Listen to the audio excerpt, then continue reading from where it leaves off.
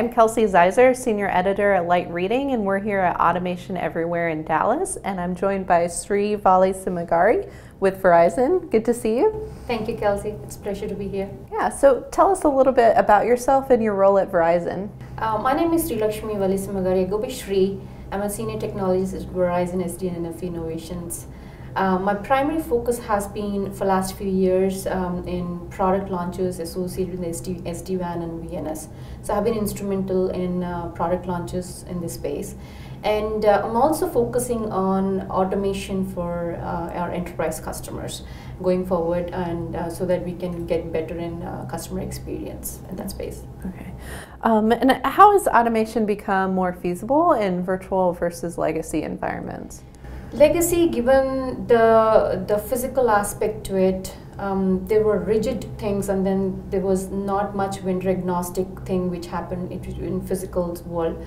But in virtual, the concept of SDN and NFV itself, it gives you an opportunity where you can make it vendor agnostic and automate the process, like some of the modules which they have. It gives you opportunity for service providers to automate in a better way compared to the virtual world. Okay, makes sense. I mean, compared to the physical world. Right.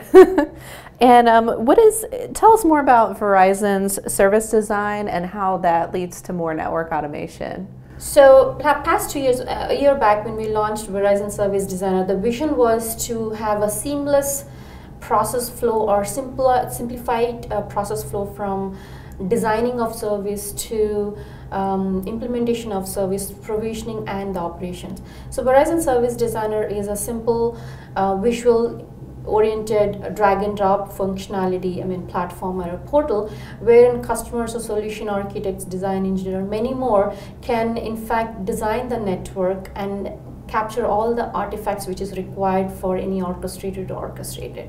And that simplifies the process. It also simplifies the end-to-end automation. We've talked a lot today about the need for network engineers to develop new skill sets in the move toward more network automation.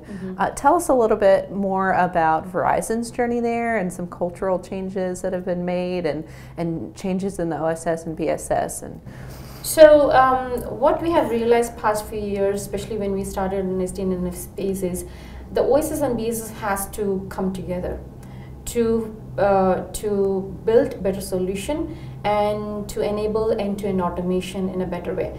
That said, there were always have been traditional gaps between them, so it kind of forced in from the cultural perspective and also from the capabilities or skill set of the people. So IT folks have to think more towards not just IT with networking side, and from networking folks have to think networking plus IT side, and that has to happen, and it's going to help in future, and it'll again end-to-end automation is going to get simplified if we do it. That happens. Okay, that makes a lot of sense. Yes. Well, thanks for your time. It's been a pleasure. It's a pleasure. Thank you very much for having me.